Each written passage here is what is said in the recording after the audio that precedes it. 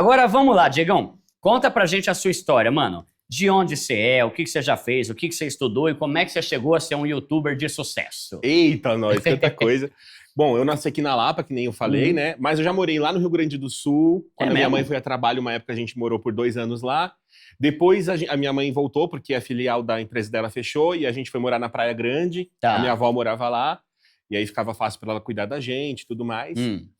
Aí na Praia Grande, quando eu tinha por volta de uns 10 anos, 11 anos, a gente começou lá no condomínio, inclusive eu e minha irmã, a gente montou o nosso primeiro empreendimento, que era vender pulseira de miçanga. É mesmo? Eu lembrei disso aí. Porque aqui que a gente fazia? A gente pegou as criancinhas do prédio e a gente montou uma empresa. Então tinha os vendedores, eu ficava fazendo, né, porque eu tinha vergonha.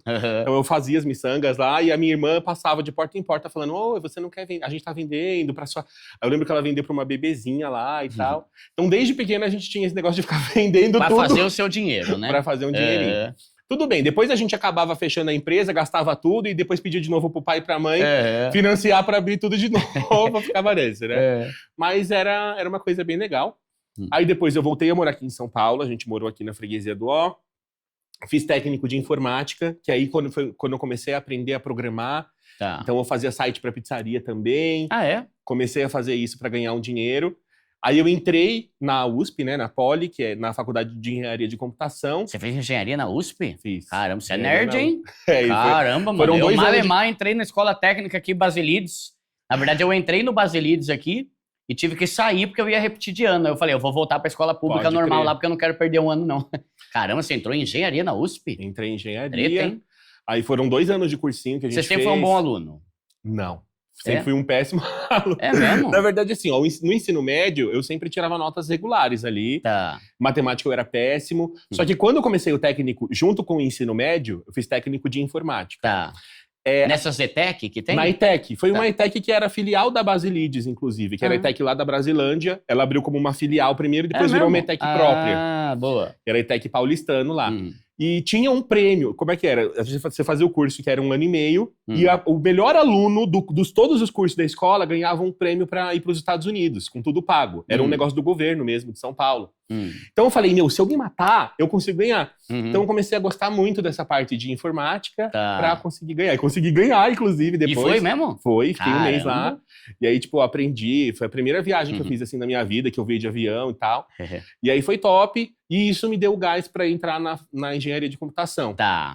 Que aí eu quis mesmo seguir essa área. Aí, dentro da faculdade, eu comecei a estagiar, depois lá no 3º ano, com a parte de ciência de dados. Fiz Uber também durante essa época para ganhar um dinheiro, então eu já contei essa história no meu canal também.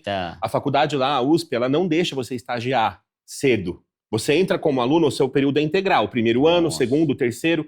Você pode estagiar, começar a ganhar algum dinheiro no 5º ano. Caramba, só que é o último, 5º ano. O 5º ano é o último. Exato. Nossa. Então, eles não deixam, porque eles falam, não, você tem que ficar aqui, você tem que fazer pesquisa aqui, você tem que devolver para a universidade aquilo que eles estão te dando, entendeu? O que faz sentido também. Só que, para quem é filhinho de papai, que já tá acostumado a entrar no vestibular. E o pai paga tudo, né? Exato. E até 2015 ali, quem entrava na USP era isso.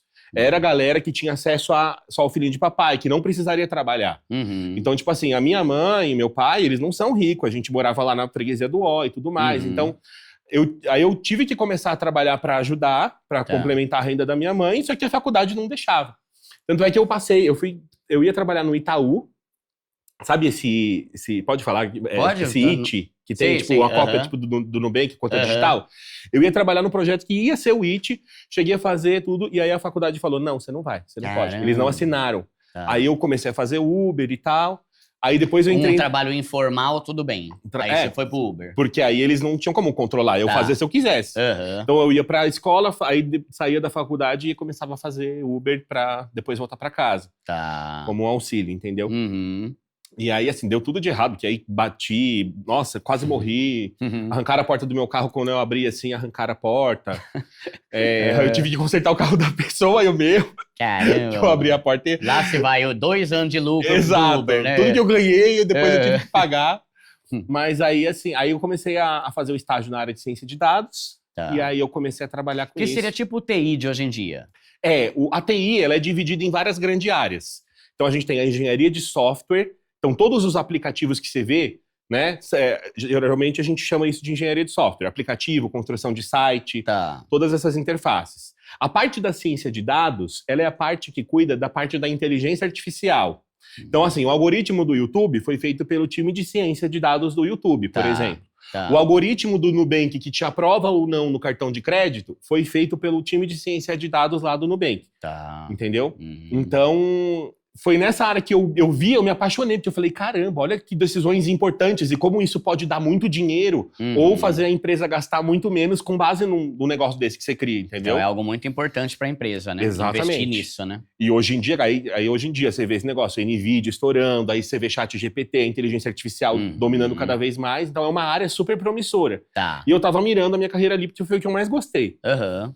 E aí eu comecei, aí eu virei pleno, depois que eu virei...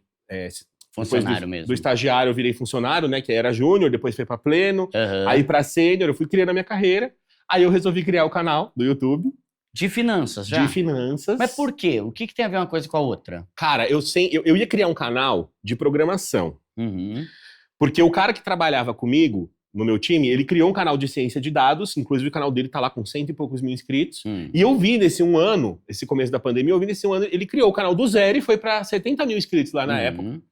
E aí eu falei, caramba, meu, olha só, ele trabalha, ele aproveitou esse tempo extra pra fazer um canal. Falei, eu vou fazer também. Só que eu falei, eu não vou copiar o cara que tá me ensinando um monte de coisa aqui, eu vou criar, vou ser concorrente dele, sabe? Aí eu falei, eu vou pegar a segunda coisa que eu mais gosto, que é investimento. E aí eu comecei a criar isso. E aí teve Você já gostava, então? Já gostava.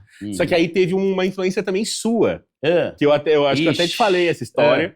Eu tava morando de aluguel lá no Brás, quando eu fui finalmente, na pandemia, acabei saindo da casa da minha mãe, fui morar de aluguel, e aí você apareceu num vídeo, eu falei, eu vou clicar, porque o que esse doido aí tá falando, que dá pra quitar o apartamento lá de 30 anos em 3, aquele seu vídeo que viralizou. E aí quando eu vi aquilo, eu tive o start pra começar a fazer a conta.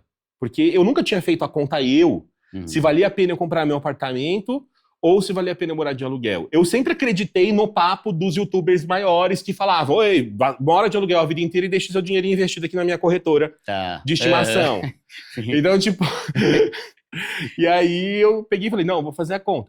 Aí tava na pandemia, aquela taxa de juros baixa.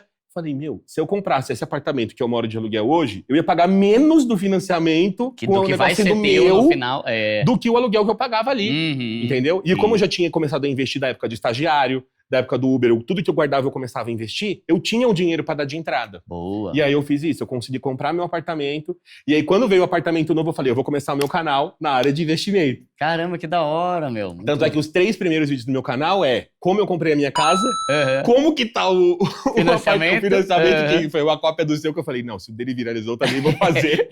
Foi bem isso. Da hora. E aí foi muita inspiração, assim. Que legal, e você meu. também. Ó, e é a cara da riqueza, né? Sim, a cara da riqueza, né? Isso. E hoje você fala de tudo sobre investimento. Tudo sobre investimento. Porque quando eu fui chegando assim, eu comprei meu apartamento, eu ia fazer um canal sobre isso, mas peraí, eu comprei o apartamento por quê?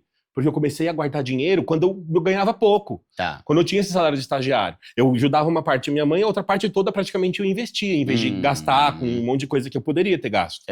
Então, essa mentalidade que as pessoas da minha família, a minha avó tem um apartamento próprio que comprou junto com meu avô, ele infartou lá e o seguro cobriu, senão provavelmente talvez não ia ter conseguido. E depois eu fui o segundo a ter, né? Então, como assim você conseguiu comprar um apartamento com 24 anos? Com 25 anos você conseguiu fazer isso? E aí o pessoal começou a perguntar, eu falava, não, por causa do investimento, Então eu falei, então eu vou ensinar investimento pra galera.